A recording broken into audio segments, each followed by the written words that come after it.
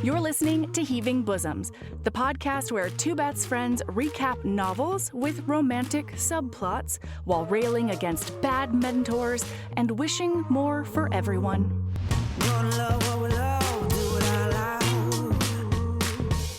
Stack our shelves with the clinches out. Shout it from the rooftop, can you hear the sound? Yeah. Live your best life, love it out loud. Love it out loud. Hey HBs, we're back for part 2 of Honey Girl. Before we get into it though, remember that this Friday we're talking about more schmexy dino shifters with Lost in Amber by Maz Maddox on the Patreon and Apple Podcast bonus feeds. Now I get to shout out some of the amazing people who are on Patreon with us. So welcome.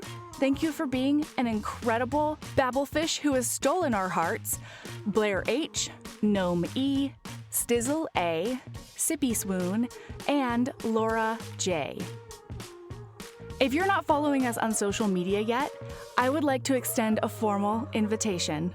Not only do we post video snippets from episodes, but that's where you can get monthly schedules for our regular and Patreon feeds, slice of life insights, and more. Now, when we left you yesterday, we had just learned about Yuki's midnight radio show all about myths and monsters. Grace Porter, meanwhile, is fraying at the seams without the framework of higher education and a plan. That's where we're jumping in. Here's the final part of our recap of Honey Girl by Morgan Rogers.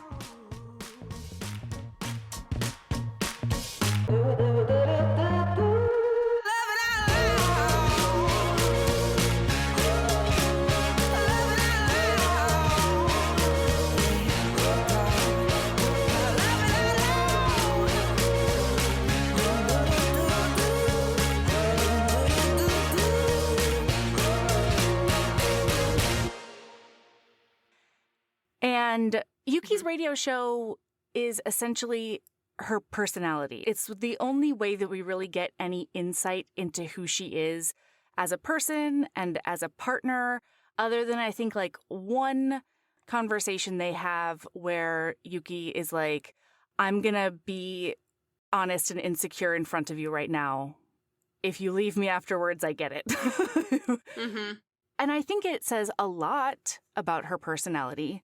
But it really is the only insight we get. Well, and like as podcasters, we can, I don't know about you, but I can acknowledge like this is a personality. There, like a lot of who I am at my core comes out in podcasting, but I am well aware that this is not. Yeah, there are people it's a out there. microcosm. There are people out there listening that I will never interact with. Yeah, absolutely. All they know about me is this podcast. Mm-hmm. Yeah. And like, there's only so much you can know about somebody like that because you might think you know everything about that person, but like, there's a parasocial aspect to it. And like, the fact that the only thing that Grace ever truly interacts with is her parasocial relationship with Yuki. Yeah, it's kind of rough. I mean, I think a lot gets whimsied in the writing, you know, going back to it being a little bit hazy.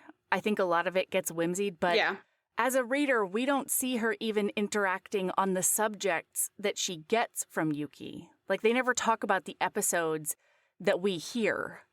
So we don't even get, like, that kind of interaction. We just understand that Grace is interacting with her parasocially.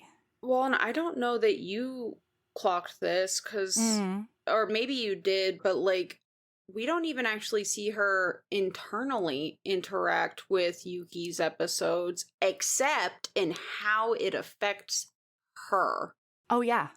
It's not about what she has learned Yuki's about thinking. Yuki, and that's never made more clear than when we have the fight later in the book, where she's like, do you even like really believe in this stuff? And Yuki gets defensive about it. Understandably. Rightfully so. Like, yeah.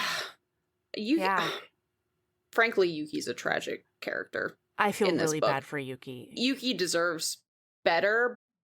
We don't know anything about Yuki's history, but like I Yeah. think that Yuki is, for all intents and purposes in this book, Yuki is a manic pixie dream girl Yes. who has accepted that that's all she'll ever be to people. And that's all she deserves. And that's all she deserves because Yeah. that's what she is to Grace, and who theoretically, according to the happy ending of this book, that's all Yuki will ever Totally be. in it. Yeah, absolutely. I mean, and I think it's important to say that, like, she deserves better not because Grace is a bad person or, you know, there's this anything isn't like, malicious. wrong with her. No, it's just that she's not in a place to be a partner to anyone at all. No, And she's not. Yuki deserves an equal partner. Maybe she'll grow into that someday, but I definitely consider this a happy for now, not a happily ever after ending. I definitely, I've noticed as with my own like personal self-growth over the last, decade, that it is harder for me to read a happily ever after or happily for now, where it's very clear that one half of this partnership is overlooked. One half of the partnership, or 1/3 or whatever, but even that's easier because there's multiple people, there's other people to lean on other than just you. But like one half of this partnership is not going to have the opportunity for their own self-growth because the entirety of everything will be focused on the self-growth of the other person. And in this case, Yuki is going to end up in limbo. And like that's probably my own traumas coming out to speak, but like Yuki is going to end up in limbo and purgatory because now that Grace has there's no room for her. Yes. Yeah, there's no room for her to. Well, and like she can't change. Anything. She can't change in this time. That'll throw Grace off. Yeah. Because that's going to throw off Grace's self-growth. You could, and this is another thing is like as I've gotten older, if you're in the place that Grace is right now, like you need that stability. But like that stability in this instance is going to come at the cost of somebody else. And I have issues. I have some issues with that. I mean, I think that's one of the reasons it's similar to like 12-step programs or whatever, right? You're not supposed to have a relationship within like the first year of getting sober. And I think it's similar for mental health. Like if you're really on the focused path of getting your shit together and doing the excellent and unselfish work of working on yourself, I don't know that you can really have a relationship. And I don't think I think you certainly shouldn't build one in that time. Yes, it would be different. It would be different if they've had a history. Yeah. Beyond like 2 months. Yeah. Because listener, the timeline of this book is they get married in March. Yeah. They get married in March. She flies out in June. And then the climax at the end of this book is August. That's less than 6 months. Yeah, and it's less than 2 months face to face because, okay, we'll get to it. So she decides that instead of going to see her mom, she has listened to Yuki's radio show and then she calls her. And they have, honestly, a very cute conversation in which Yuki says, "Grace Porter, do I know you?" And Grace is like, "Well, you married me." And she's like, "Oh my God, that Grace Porter, it's Honey Girl." And so after a little while, like after we see some texting, we see a couple of conversations on the phone. And then Grace is like, "I'm wondering if I can ask you something insane."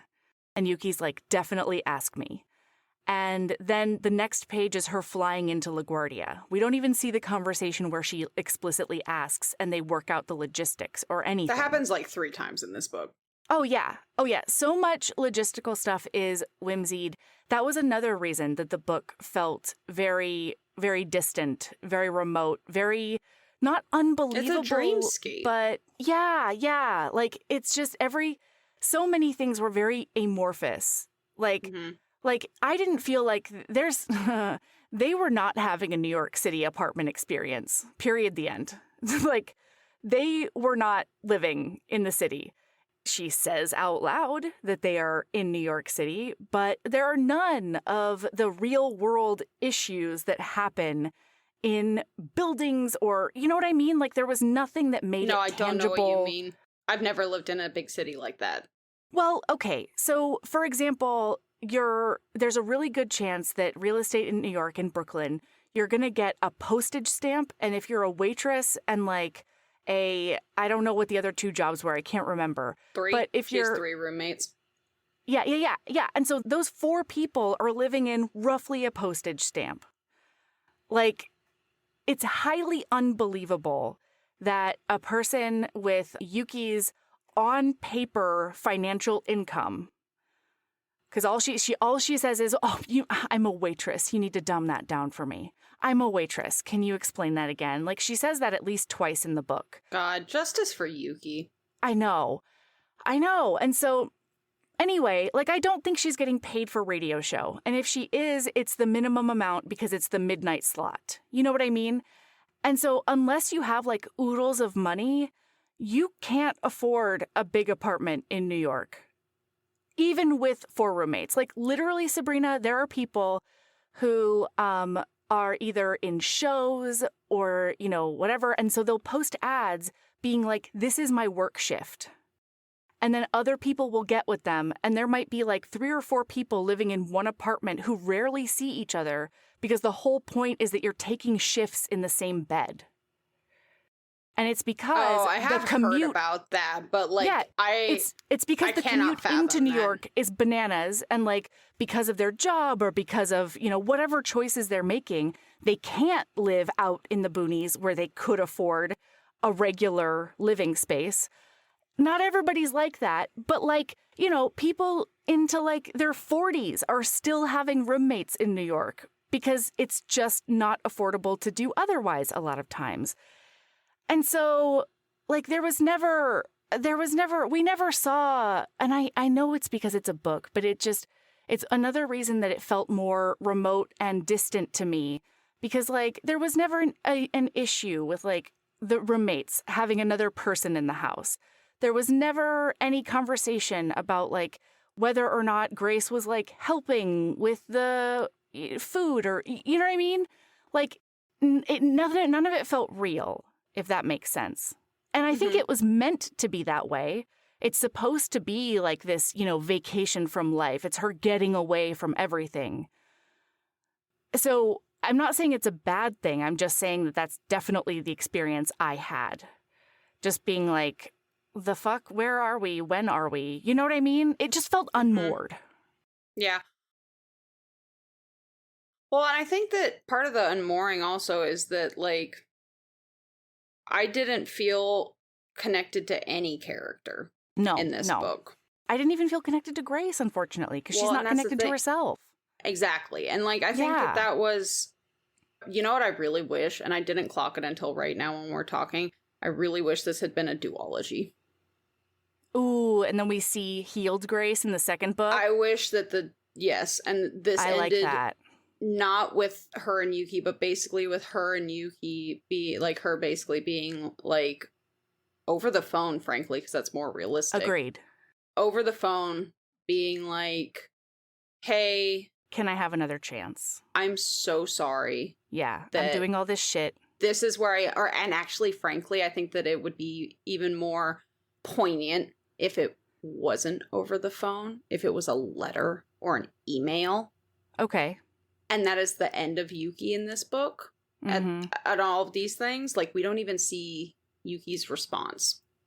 Okay, actually, I like that. Yuki doesn't even respond because she's like, "What the fuck?"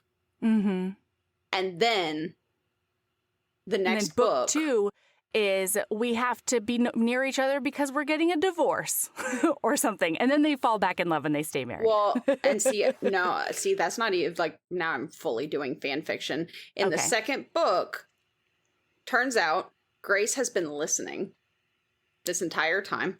Yep.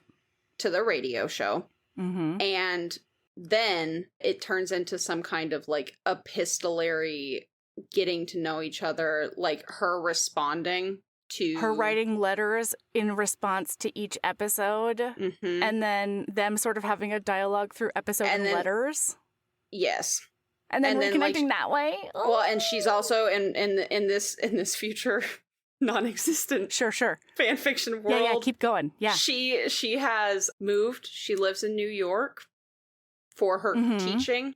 She's a fully formed person, is what it is. She's a fully formed person who is connected to herself in a way that she is, frankly, not capable. The way that she is written, she is incapable of being that person in this book. Yes. And I understand that it's fiction. So, and that's the complicated thing, is I'm sitting here talking about all of my issues with this book and like where this woman is and all of these things. And the issue is that a lot of people would be like, oh, suspend your disbelief, suspend your disbelief, suspend your disbelief. And there's this idea in novels that I've read where you can have, no matter what the world is, and it's usually used for like fantasy, sci-fi, all of these things. Yeah.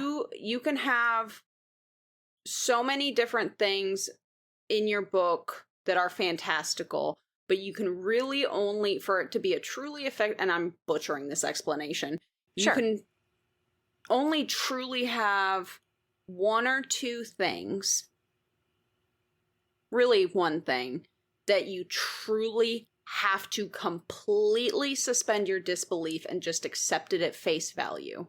The rest of it needs to fit into whatever puzzle you have built. Yes, exactly. And it applies to contemporary, too. It applies to all of these genres. It's just less obvious, I guess, because it's not sci-fi, it's not monster, it's not like whatever, all of these things. And I will say the caveat is this entire book is suspension of disbelief for the way that it happens. The timeline, like this entire book. Right. And I think that works if it was a duology. And in the second book, we see from Grace's point of view, her acknowledgement that she, when she was mentally ill and untreated, was an unreliable narrator. Yeah. And now we dig into how everything actually ties in. Like the second book would need to be deeply grounded in as a direct opposition. Yeah. To like this the book. two books need to be in conversation. Yes. Yeah. Anyway. No, I completely agree with you. And I also think this is another situation where we can say subgenre matters.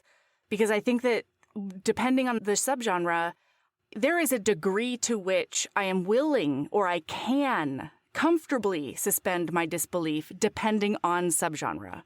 Mm-hmm. Contemporary is low. Is contemporary based in the same exact time with the same exact technology? It's low. You know? It's just lower than a fantasy or like a paranormal, a high magic book, like anything like that. Well, more specifically, I don't think that that's necessarily the truth, because you and I on pod recently have done contemporaries where there's a lot of suspension of disbelief. You and I read gay hockey. Like that is there's a ton of suspension of disbelief in there. But the difference But again, is that that's subgenre matters. Well, but what I'm getting at, yeah, you're right, because subgenre matters, because in those books, we're not being asked exactly to analyze deeply.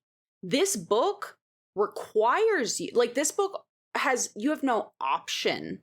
Yes, agreed. But to sit there with this in a way that you don't have to sit there with some of the others. This book requires you to hold its hand as you walk through the narrative in a way that the others you can just kind of watch from afar and be like, oh yeah, that's happening. This one you have to be in there with her, which is part of the reason it was fucking hard to read as somebody with a history of undiagnosed mental illness. Yeah. No, absolutely. No, you're right. But again, subgenre matters, right, though. Because that's what it boils down to. The premise is, if the premise requires me to suspend my disbelief, no matter the context, I have more suspension of disbelief to offer. Mm-hmm. If that makes sense. Okay, so look, she is in New York now. She arrives in LaGuardia, and Yuki doesn't go to the airport to get her, and she like talks her through getting her from Queens to Brooklyn, and then there they are. They're together in the same house for a while, and like, even the sex is hazy. Sorry, I just thought of that because It is. even the sex is like 3 miles away looking down. And I say that because from the moment they met to, like, I think whenever it happened, I wasn't sure whether or not they had kissed yet. Yeah. Because the writing is so amorphous about things like that. So, yeah, what is important about their first month together, let's say? Well, I think that the issue is I feel like I think one of the challenges that we're about to have is that it's not. Yeah, I mean, yeah. This is a romance podcast, and so in theory, This is a romance recap podcast. Yes. And there's kind of nothing to recap. Yeah. Kinda. And like, honestly, I could boil down there. I mean, I don't even know because where we actually are time-wise because of some things that happen behind the scenes right now, that I don't know where we are in the episode, but like, we could basically roll through the rest of this book in 30 minutes. We're only like 34% of the way through, but we could roll through the rest of the book in about 30 minutes because we have set so much foundation Yeah. for Grace and who she is. Yeah. Other characters and how unimportant they are to the narrative. Yeah. It is important that other people are there because Right. it makes us acknowledge how disconnected Grace is, but it could be anybody. Yeah. It doesn't matter that it's these specific characters except for Jimena and Agnes and Mira and Maybe Raj. Raj. So, look, they get into like kind of a rhythm. She is sleeping, I think, in Yuki's room with her, one From bed. get-go. Yes, Mhm. from get-go. But, you know, they're taking the physical stuff slowly, I think. And we never get any intel whatsoever on whether or not they were physical beyond the wedding kiss in Vegas because she doesn't remember most of the night. And they never quite talk about it because it's hazy for both of them. When they talk about it, they're both comparing and contrasting their own hazy memories. Mhm. So she has 3 roommates. We meet all of them, but I literally can't tell you a thing about them. At one point, one of them is on a laptop on the couch. That's what I got. One of them is cutting paper hearts. One of them Yep. is, at one point, one of them Only goes on hikes if piggyback. is double twisting her hair in a protective hairstyle because Because humidity. It's a bonding thing, yeah. If anything, that's the most bonding is her and that guy in that scene. Yeah. Yeah. Because but the important part of that scene ends up not being all of that because Yuki's getting changed, he's braiding Grace's hair, and they're watching this movie, and we see that for about maybe a page or two, and then boom, we're in a flashback to her father watching this movie and talking about how impactful the movie is. How it was the one time she thought she could hang out with her dad. Yes. Yeah. And like everything boils back to that is what it is. Everything boils back to like the other people. We don't know a whole lot about the other people. We don't see her interacting with the other people because ultimately the other people don't fucking matter in this book. No, because it is so internal. Yeah. And she's not doing a lot of outreach. So anyway, there's a lot of times when like she and the roommates will listen to Yuki's show and like Yuki will get inspiration for the show from like little snippets of conversation they have. Then they go out to Connecticut, to Vermont, somewhere Lake where Champlain. they're going to, thank you, where they're going to go to Lake Champlain and see if there's like a lake monster that a listener wrote in about. And this is where 2 of the roommates do the piggyback hike. And then yeah, because one of them is exhausted. The one who braids her hair, he's exhausted because he works in an ER or an ED emergency department, and so like he ends up getting piggybacked. And like frankly, I want all of those other character stories. Same. Like I want to feel connected to those characters because they do seem like it's kind of interesting. And like I feel like people are gonna walk away from this episode thinking that I didn't like this book. I did like this book for what it is and not what I wanted it to be. Yeah. You know? Where, like, I don't know how she did it, but this author somehow made fully 3D characters. And I can tell that they're fully 3D characters, even though I only ever saw them in 2D. Sure. It's very clear Okay. that these characters, like, have lives, have stories, have so many things about them that are impacting what's happening on the page, too. Impacting what's happening, but you can't actually see it. You can't actually pinpoint any of it. Yeah. It's a vibe. You're right. It is. Like, it's a vibe. It's fascinating. I don't know what else to call it other than fascinating. So they go out there, and this is when she's like, so do you, like, really believe this? Like, are we really waiting for a sea monster to, like, poke its head up and wave? And Yuki gets defensive, and what does she say? She says, I can pull it up real quick, though. You keep talking. Okay. My memory is Yuki's like, it doesn't matter if I believe or not. Like, I'm out here because a listener wrote in, and I want them to know, like, my show is for lonely people. Lonely creatures, she calls them. I love it. And so getting back on the radio and telling this person that I got their email, and then I walked the same paths as them, and I looked into the same deep waters as them. You got it? Yeah, well, so what it is because I was confused. I was like, I could have sworn that I have highlights from that scene, and I do, but it's not what Yuki says. It's when the highlights I have are when she is being explained by the roommate what happened. Because they're sitting in the back seat, and this is Sonny, and he has a whole history. I want to know everything about this character. Agreed. But I don't know anything except that he's very insightful, and he's known Yuki a long time. Because she's like, so do you think Yuki really believes in this stuff? And he's like, believe what? And then, like, they go back and forth, and then he says to her, you asked her if she really believes in this shit.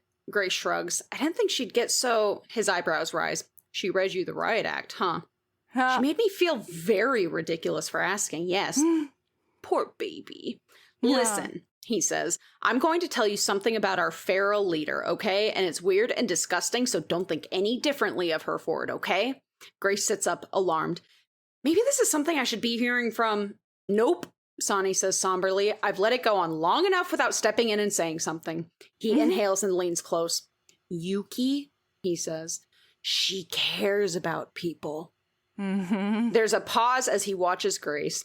I'm sorry you had to find out this way. There's a moment where Grace's brain goes offline before she elbows Sonny hard enough that he falls onto a sleeping Dorian. I thought you were being serious. And so then they do get serious, and they're going back and forth. And he says, I am being serious. It was a joke, but I am being serious. Really, she believes in people. That's what this whole thing is really about. She'll never say that, though, but you learn a lot being friends with someone for as long as I have. And Grace says, but what does that mean? What does that have to do with sitting on a lake dock for hours? Sonny shrugs. I don't know how to explain it exactly. It's just there are people who write into her show with bullshit. She knows it, but sometimes there are ones that... I think the people who find comfort in her show, real comfort, are just really, really lonely. Have you ever felt loneliness like that? He asks. When more than anything you want someone to hear, really hear what you're saying, even if it's a stranger on the radio? Yes, Grace thinks. I'm that lonely now, stuck inside my own head. This fading image of my future, folding in on itself from too much weight. Do you hear that? Do you hear me? Grace wonders at the girl in the front seat. Have you ever been that lonely? Have you ever been so lonely you ask every show if someone is there, if they're listening? Someone wrote in to say there was a monster at the bottom of that lake, Sonny continues. It doesn't matter to Yuki if it's there or not. What matters is she walked through the same woods they did and sat on the same dock they did, the same sand under her feet, the same seaweed creeping up from under the water. You know? Are You There, which is the name of her show, listener, Are You There isn't about monsters. It never has been. Don't you get it? It's about people. Every episode is about people. Yeah. And then very importantly, and this is what is most important about this to me, is in the middle, usually I would have skipped this, but in the middle, I read to you Grace's inner monologue with those I'm that thoughts. Lonely inside my head. But the most important part of this is she hears what Sani says. She hears about Yuki from somebody else and then never brings it up to Yuki herself. Oh, no. She never talks about that with Yuki. Never. It's just, it's You're right. somebody. I thought we got Yuki's point of view, but we didn't. No. We got her friend's point of view on Yuki. Mm-hmm. Oh, shit. Yuki never explains this about her own show. And I don't even know that Yuki's aware of it. Because, like, just from reading this book, I don't know that Yuki is super self-aware of herself. I don't know that Sure. I think that Yuki has looked inside long enough. And all of this, again, unreliable narration. We don't know anything about Yuki. But just, like, from what I have read in the book, the impression that I have of Yuki is that she has scratched the surface enough to see the impact of a weapon on her soul. Okay. But she has not looked deep enough to see what caused the wound. Okay. The wound being loneliness. Where is that coming from? What is causing the loneliness? Like, I don't know, maybe the she feelings has of disconnection.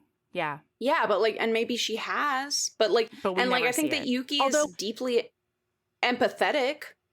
Oh, yes. Yeah, most definitely. The fact that she drove 5 hours to go to this lake to walk in the same footsteps as other Yeah. people, like, I want to know more about Yuki. I'm sad we don't know more about There is that Yuki. episode, though, where she talks about the show being about people. But it's still an there's never a conversation. But there's never a dialogue about it. I know. I'm just saying that, like, that's the only thing we see from Yuki is, like, a snippet, a transcript of her radio show. Well, and, like, frankly, like, no shade on Yuki, because how is she supposed to have a dialogue with Grace? She can't. Yeah, this was tough because the third reason, maybe, that I had a hard time reading this as a romance and why I don't think it is a romance upon further analysis is that I have no idea what the fuck Yuki's falling in love with. I don't know who she's falling in love with. I don't know what Grace is like around her. I barely know anything about their interactions. I just know that they are in the same space sometimes. I think that she's falling in love with the idea that she can fix Grace. Yeah, yes. I mean, if we're going to take anything from the text, I think that would certainly be it.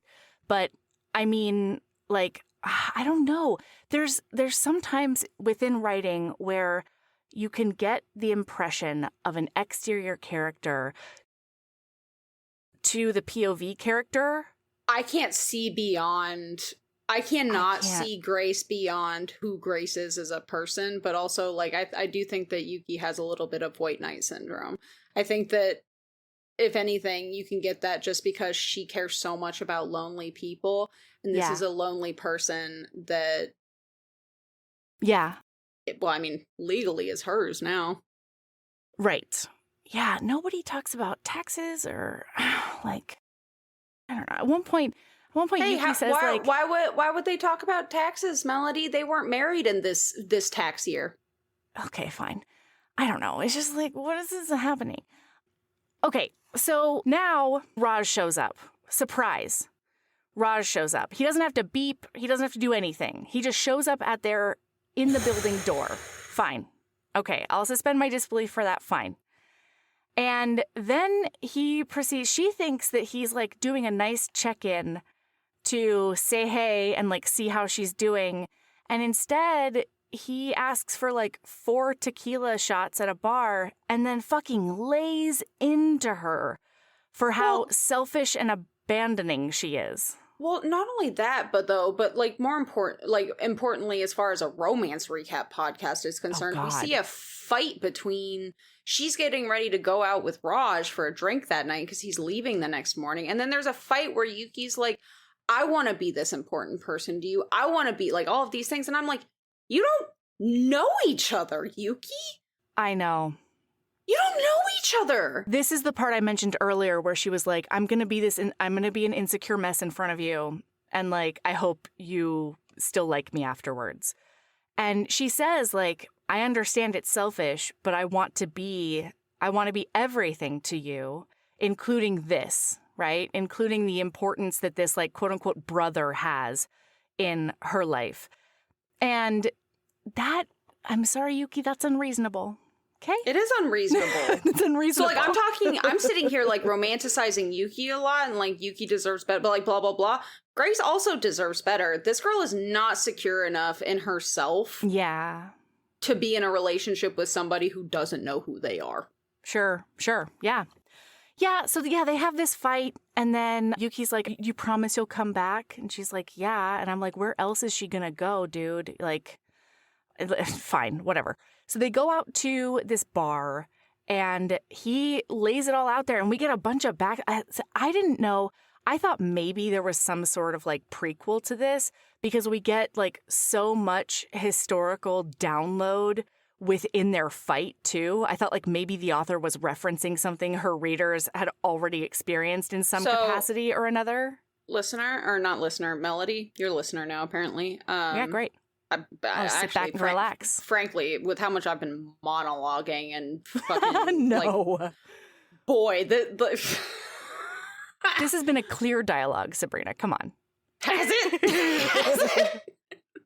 But anyway, no, we have witnessed it happen because there were multiple references up until now about how much Raj loves the tea shop and this is his future and all of that. We have already seen these things. It's just they're so disconnected that they're hard to remember. Because I was like, oh, like that's the thing. That's the other thing. Is like this is the thing that is like most bananas to me. And like I said, I wish that I had come into this book not expecting a romance. Yeah, because for all of the haziness, for all of the things that we are talking about here, this is an exceptional book. There are things that you're not going to clock because of how hazy everything is. Yep. But the hints are dropped that you're right. This is not what Raj wants to do.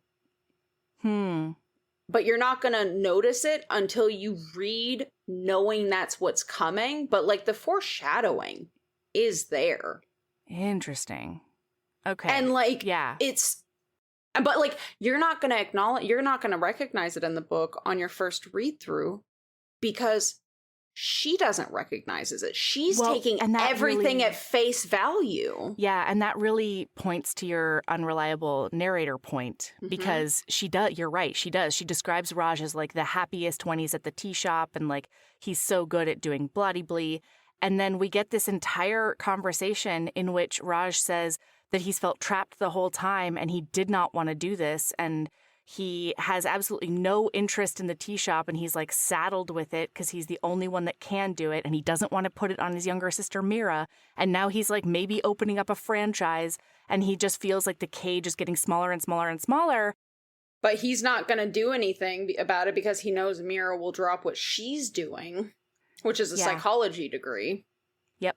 Which like, oh boy, I could write a whole fucking essay on Mira being in love with Agnes by the end of this book. I really want them to be a thruple. Agnes, they are. Mira, and Jimena. By the end of the book, they're a thruple. There's no way that they're not a thruple. Well, but not explicitly, and I want them to be explicitly a thruple. Melody, the only thing explicit about this book is her love of the stars and racism. Okay, yeah. And the fact that she's a lesbian. Except that's not even super duper explicit. I mean, she says it out loud a lot. That she's a lesbian? Just Yeah, cut a few that. times. Never mind. Yeah. Ignore me. Anyway, okay, so that blows up and they have like a sibling fight or whatever. Oh And my then she god, they were goes- both. He was an asshole. Oh, this yeah, this is a conversation that should never have happened with tequila. It was terrible. And he explicitly wanted to have it with tequila. He said it was necessary. It was fundamental to have this conversation with tequila. Because he can't have the conversation without his inhibitions lowered. But my god, know. Raj, with your inhibitions lowered, you're a dick. You're a mean, mean kid is what you are. Yeah, it was. But it was a really he's rough not wrong. read. No. And that's the tough thing, right? Is like, he's not wrong. It could have been said better. But I think that there should have been a little bit more recognition that there was no other way she could have done it. She didn't have the spoons. She didn't have the coping mechanism. She didn't have anything that would allow her, that would facilitate her doing it in a more healthful way. Well, I also And think by that I mean disappearing to New York, listener. Because what he's saying is like, you fucked off and you don't care that we all have our own struggles. Like, you're just out here dealing with your own bullshit and leaving us all high and dry. Well, and this is another point where, like, the undiagnosed mental illness is impossible to avoid because, like, my God, I think back on, like, when I was the age that I think that I would have loved this book, and, like, one of my fantasies was just disappearing. Yeah. And I didn't give a shit. I didn't want to give a shit how that would affect other people. Mm-hmm. You know what I mean? And Grace got to do it. And so I think that it's just, I also don't think that if he had been kind about it, I think that it had to happen this way. I don't think that if he had been kind or thoughtful about the way he said anything, she wouldn't have heard it. Yeah. Which that's not healthy for anybody involved. No. Not a lot about this book is healthy. I don't know if we've made that clear, listener. So anyway, then he leaves and she's feeling weird about it. And she and Yuki get like a little bit closer. And then it's her. Yeah. Do you want to know what the healthy thing is about this book? The counselor at the end? The fact that she is not that, but like at this point, the fact that she's not a raging alcoholic. True. That's the healthy thing about this book, is that she's not dealing with her undiagnosed mental illness via drug. True. Yeah, they imbibe a little bit, but it's clearly not like habitual or, over the top in most cases. As somebody who knows a lot of people that's how they deal with their undiagnosed, untreated mental illnesses, they use alcohol to deal with it. Hypothetically. That's one of the healthiest. That's one of the only healthy things about this book at this point. Yeah, I agree with you. So anyway, it's her birthday now, and they do birthday stuff for her. Weekend Herbs it. It's like the one time people have done cool, nice things for her birthday. Well, because we have a bunch of flashbacks to all of the times that her birthdays are just... It's rough. God, her dad is such a dick. Yeah. Her dad reminds me of my uncle, kinda. Because my uncle was he was incredibly, like, if you needed something, boy, he was there, But, like, day-to-day interactions, he was cold and aloof and very, like, I never could get a read on him. But then he would get drunk, and it was obvious that he had, like, a deep well of love for each and every one of us. He just could not communicate it or show that to us when sober. Mm-hmm. And I feel like this dad doesn't have an alcohol issue, but I feel like this dad is very similar in that he doesn't have an alcohol issue, but he also never shows those feelings. That's what I'm saying. Yeah. Like he never has. There's nothing that lowers his inhibitions enough to get over the even patriarchal, toxic masculine bullshit that he bashes into her brain. From a young age. Yeah, and I think one of the reasons that we see her called Porter so much is because one of the only, like, life definitions she has is what a porter is. And that's her dad's side of the family. So it's stoic, it's strong, it's driven, it's the best. It is success. It is, don't stop until, like, you are stratospheric, right? This comes up a couple of times, but there's literally a point, apparently, at some point in her past where she told her father that something doesn't feel right inside of me. Yeah. Which is her acknowledging the fact that she's mentally unwell. And his response is, you just have to push through it, which is very much of the generation. Yes. Right? Like, because, like, he didn't know he was hurting explicitly. her. He didn't know, because that's what you do in that generation. That's especially what you do. Just from what she said in his family. This is, and then on top of that, he was in the military. Like, it's very much a pull yourself up by your bootstraps kind of situation. You where, grit your teeth and you bear it. Yeah. Mm-hmm. And I love that that's one of the most explicit conversations we see in the book, is her confronting her dad about that. And really, like, her dad is the one person that I feel like she just ends up, like, laying it all bare for him multiple times in the book when she feels like she is, like, standing up for herself. And that was one of my favorite things, because even though he never, like, loses his inhibitions enough to really show any kind of meaningful affection that we see on the page, there's a lot of implied affection. There's a lot of stated affection. He's not holding her hand, but he is putting down the paved-stones to make the walk. Yes. To make the trail. Yeah. But, like, she's not recognizing, and, like, that's, she's young. And, like, she's never... That makes a lot of sense. She's never had to acknowledge that the path is paved. Yeah. And now she's struggling because the path is no longer... That, like, ultimately that's what's happening, is the path is no longer paved. And he doesn't know how to pave it for her. He tries so hard. He doesn't know how to pave it for her. Yeah. And, like... That's his big conflict.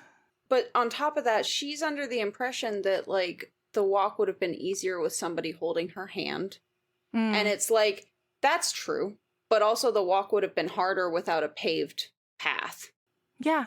And by paved, I just mean, like, he did a lot. He paid for school. He paid for apartment. He did all of these things. He only stopped paying for school. Like you said, like, there's so many things that he did as a parent that, like, I don't know about you, but, like, that's a very different parent experience than what I had growing up. Yeah.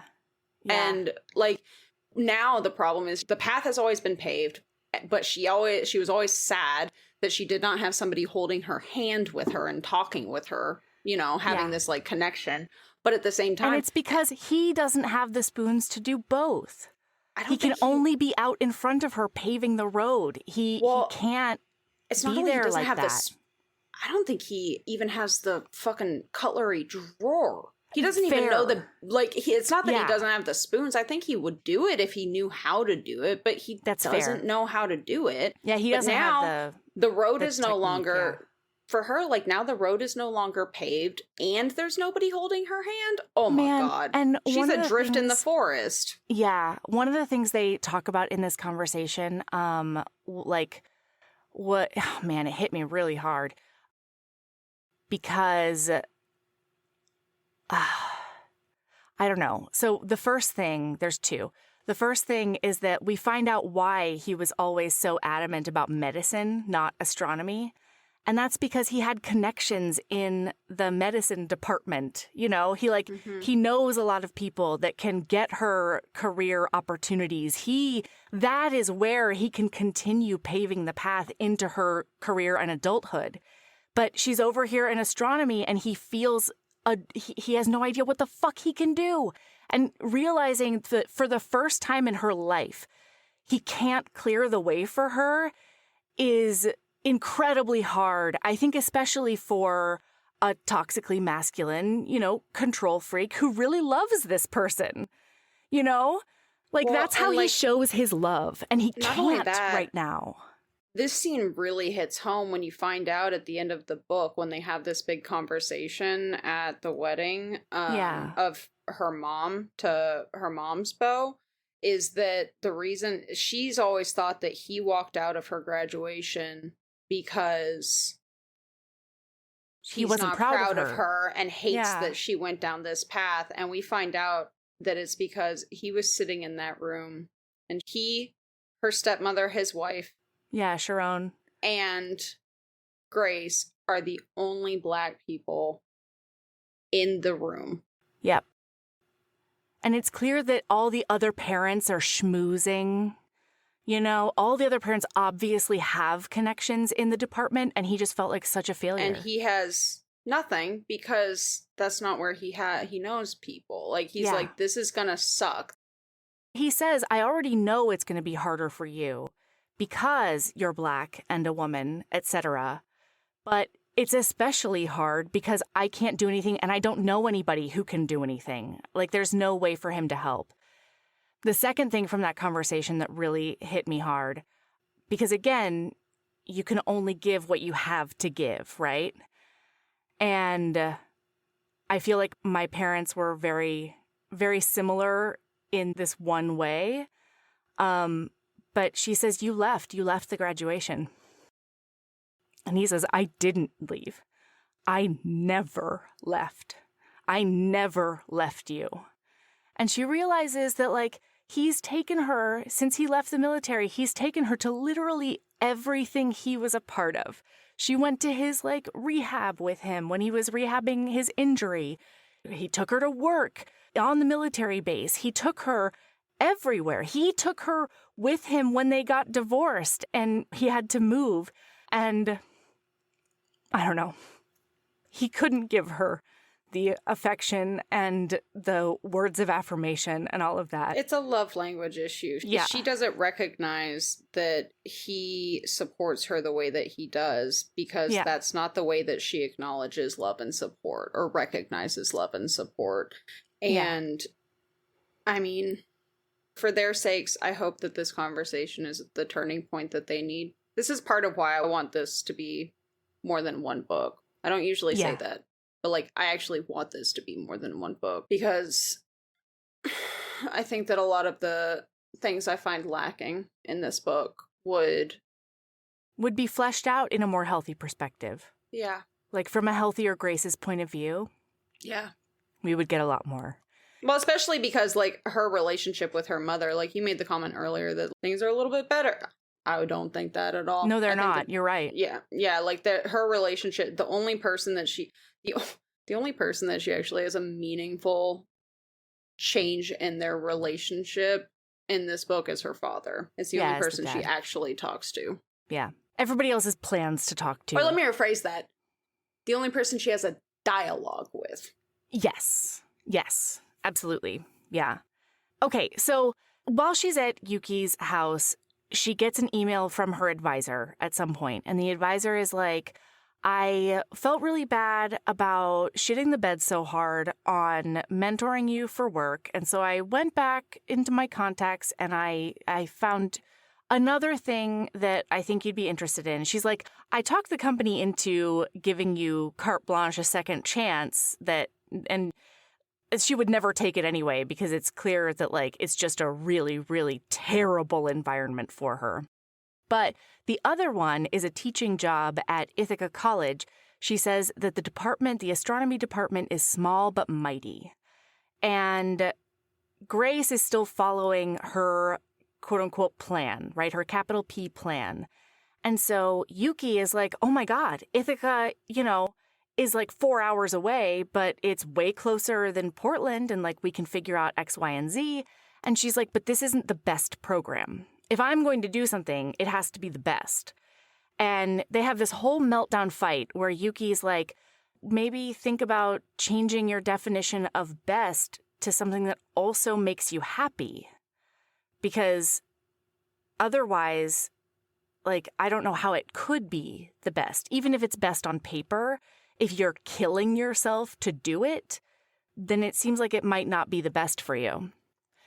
Anyway, they have this whole huge knockdown, drag out, fallout fight. And Yuki says, I want to be one of the things that factors in to your future equation. Like, Yuki, it's been 4 months. Yeah. Look, I agree. And because this is not a romance, I cannot suspend my disbelief as far as timeline is concerned. Yeah. So, like, because, like, other books, I'm like, oh, man, like, I just don't even think about the fact that, like, sometimes we'll be like, it's been, like, a day. Come on, buddy. Yeah, but, like, it's, like, it's whatever. But this one, like, I'm legitimately angry at Yuki about this aspect. I'm like, Yuki, I need you to fucking, like, maybe it's just too close. Stop U-hauling, okay? I know. Like, they did more than U-Haul because really there's only like one conversation where Yuki says, I pulled up like the resources to figure out how to get an annulment and then you called me and so I put it away and I never looked at it again. They do more than U-Haul because neither of them really meaningfully gives any thought to just dissolving the marriage, you know? They're like, oh no, we're in it for life because of that night in Vegas.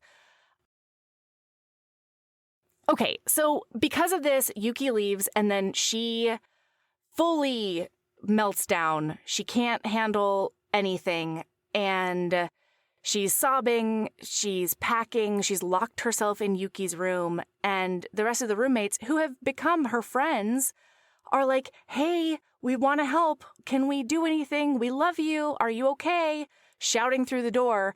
And she's on the phone with her mom being like, I need to come there right now. Don't ask me why. Don't ask questions. Just say I can come. And so before Yuki even gets back from like this walk she's on or something to clear her head, Grace Porter fucking disappears. She pulls a complete Houdini. And it was fucking wild. Can you even buy a plane ticket and get on a plane that fast without getting on a watch list? I had such a hard time with this. And the only thing I can think is that, like, she just went to the airport and then spent the night or something until there was a reasonable flight. Like, I don't know. I have no idea. Well, and then, importantly, she makes it down to Florida. She disappears off the face of the earth. Her phone is blowing up, by the way, with everybody. And then she just turns it off. She turns it off. No explanation to I'm in Florida. anyone. She could be in Belgium. She could be in Barbados. She could be, why is it all bees? She could be in Arizona. They have no idea. She could be trafficked and dead. I mean, yes. Agreed. Also, as a woman with a history of self-harm, and on top of that, there's no way that everybody in her life is not very aware that she's not aware she's mentally ill, but like everybody else in her life probably has ideas about what flavor of mentally ill this woman is. Yeah. She could trafficked and dead, or like her untreated mental illness got the best of her and she's killed herself. Yeah. Like, these people... Her friends are so fucking nice and understanding about this. There's not even one conversation where they're like, don't ever scare me like that again. They walk on eggshells around her after this. See, and that's I get that, but... Oh, but that's the thing is, like, that's a grovel. That's a friendship grovel. Yeah. That happens, and, like... Yeah. That would be hard for me to come back from. And I think that that's specifically because, like, again, I relate to, like, a version of my past self relates to her in a way that is uncomfortable. And so she's got... like, Raj, this is when we lay into her. This one. Where there's no explanation, no nothing. Now you can yell at her. Before, it was a little like, fuck you, a little bit. And I think that I think it's interesting because, and I just clocked this, is that you and I are sitting here talking about, like, she should have done this, she should have done that. She may have. How many times have we now stated this is an unreliable narrator? Those conversations may have happened and we just never heard about them. Yeah. Like, maybe she sent a mass text to everyone and then turned her phone off. I don't know. Who knows? Who knows? Yeah. Maybe she even did it in the book. At this point, I was annoyed. I was pissed. Yeah. I was pissed. I had to put the book down. I was so mad when she did this. Anyway. Yeah. So she goes to her mom's house, and then we get a long period of her picking oranges and getting a counselor and healing and figuring herself out and realizing that something is wrong and getting medicated or like starting the journey of figuring out medication. And her mom asks her to officiate the wedding.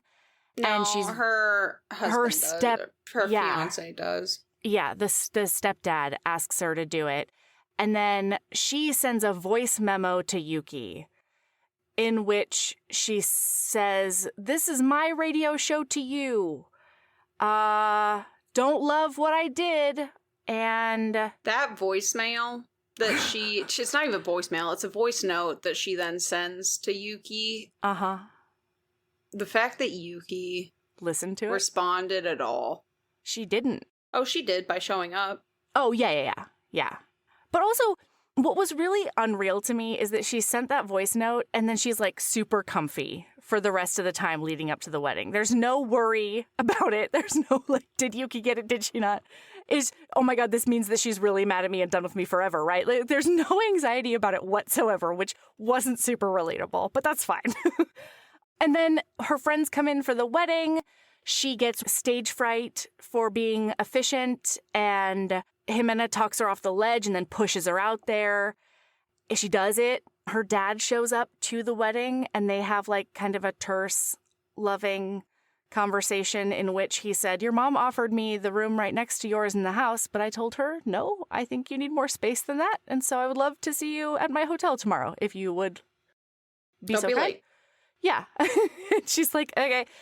And then she's like going out to get something. Did Jimena know about this?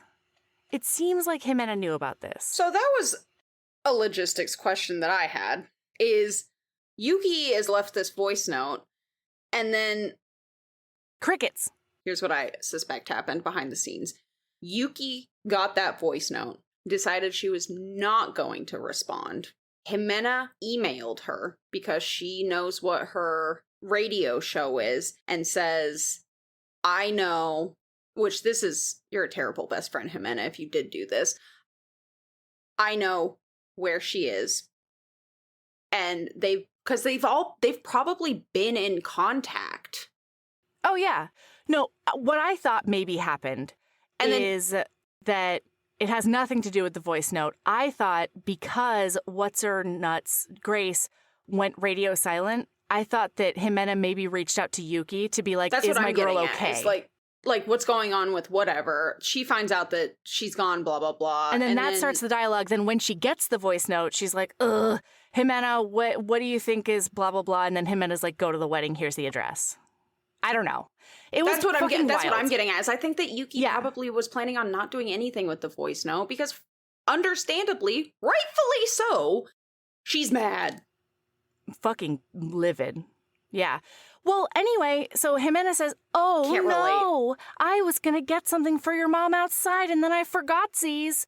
It's still outside. Well, Somebody and it's needs one of to those get things it." where Jimena is knows about it and is pro them getting back together, and Agnes also knows about it and is anti them getting back together. Is that what that is? There's a conversation where Jimena says, "Oh, you should go get the champagne," and Agnes is like, "She's had a long day. No, I'll go do it. Yeah. I'll go do it." And Jimena's like, "Porter has to do it." And it's like, Agnes is right. And frankly, you should be listening to Agnes because Agnes is the one who knows what it's like to be mentally unwell. And is currently in therapy. And struggling with all of it. Because there's a scene where, in this disappearance of Grace's, Agnes has been diagnosed with borderline and is starting a new medication. There's a whole thing.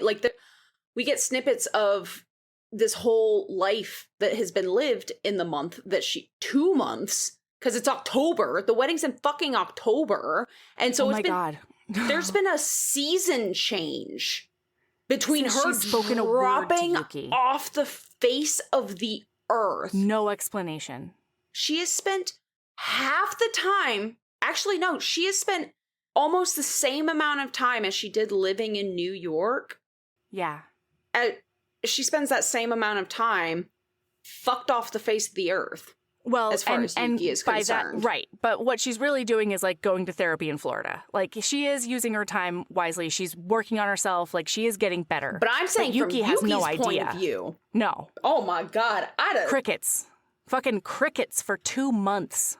Yuki, I need you to be at a point in your life where you are with somebody because you want a partner and not because you need a partner. Yuki, I need you to be in a place in your life where you demand better. You demand more. Okay, this shouldn't have been her. This should not have been Yuki flying thousands of miles to go see Grace. This should be Grace flying the other direction to grovel. Like, what is happening? Anyway, so Yuki's in the orchard, everybody.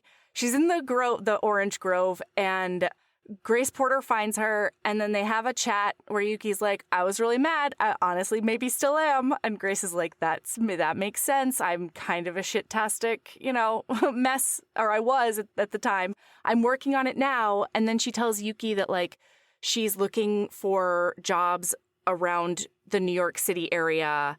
And Yuki's like, really, for me? And she's like, yes. And they decide to be happy for now. The end. We can't talk about this book anymore. We have to be done. We're at the end. Yep. So, Sabrina. I guess my final parting thoughts are a reiteration of this was a beautifully written. Yes. It was a fantastic book, but it was not a romance. It was not a romance, and you will be disappointed if you go in expecting a romance. Don't read it as a romance. Read it. Don't read it as a romance. Mm-hmm. Because this would, I'll put it this way, this would have been a very different episode if this was not a romance recap podcast. If you and I had a podcast just about fiction books. Yeah. And I went in knowing that it was a journey of self-discovery and mental illness, I would have read it very, very differently. Mm-hmm. Basically, beautiful book, fantastic book. Don't go in for a romance. Just don't. Don't. You will. Nope. It won't go well. All right.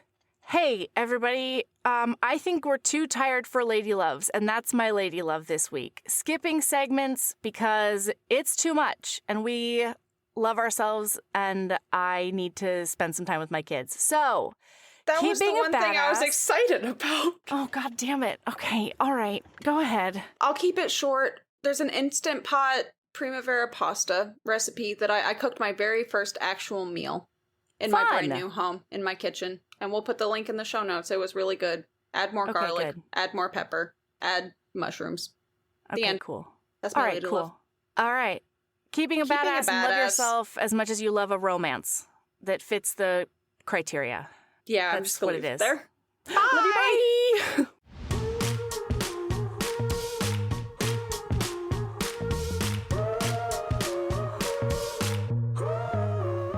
Thank you for listening and for being here with us. Next week, we'll be back with the paranormal cozy mystery romance, Semi-Charmed by Isabel Jordan.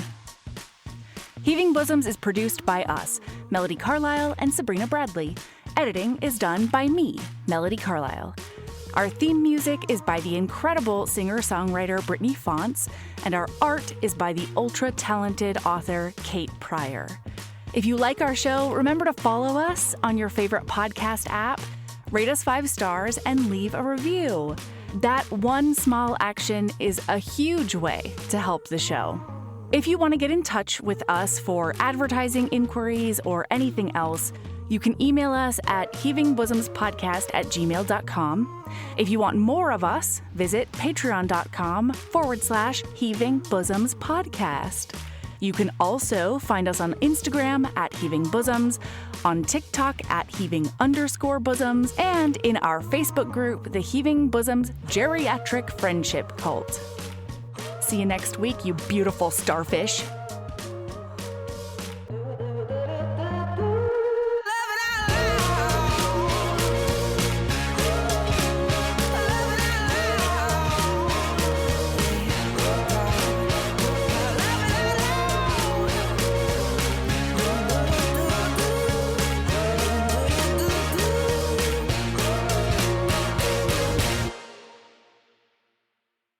Thursday Night Football is back, and it's only on Prime Video. This week, the Washington Commanders take on the Green Bay Packers, with both teams determined to prove their worth. This should be a terrific game. The Washington Commanders going up to Green Bay, trying to get a win up there. Jordan Love, the quarterback for the Green Bay Packers, had a subpar year last year. Can he shake it off and show his true talent against the Washington Commanders? Coverage begins at 7 p.m. Eastern with football's best party, TNF Tonight, presented by Verizon. Not a Prime member? Not a problem. Simply sign up for a 30-day free trial. It's the Commanders and the Packers, Thursday at 7 p.m. Eastern, only on Prime Video. Restrictions apply. See Amazon.com/Amazon Prime for details. This episode brought to you by Progressive Insurance. Do you ever find yourself playing the budgeting game? Shifting a little money here, a little there, and hoping it all works out? Well, with the Name Your Price tool from Progressive, you can get a better budgeter and potentially lower your insurance bill too. You tell Progressive what you want to pay for car insurance, and they'll help find you options within your budget. Try it today at Progressive.com. Progressive Casualty Insurance Company and Affiliates. Price and coverage match limited by state law. Not available in all states. When you think about businesses that are selling through the roof, like aloe or skins, sure, you think about a great product, a cool brand, and brilliant marketing. But an often overlooked secret is actually the businesses behind the business, making selling and, for shoppers, buying simple. For millions of businesses, that business is Shopify. Nobody does selling better than Shopify. With Shop Pay, that boosts conversions up to 50%, meaning way less carts are going abandoned and way more sales happening. So if you're into growing your business, your commerce platform better be ready to sell whatever your customers are scrolling or strolling on the web, in your store, in their feed, and everywhere in between. Businesses that sell more sell on Shopify. Upgrade your business and get the same checkout Skins uses. Sign up for your $1 per month trial period at shopify.com/Westwood1, all lowercase. Go to shopify.com/Westwood1 to upgrade your selling today. Shopify.com/Westwood1.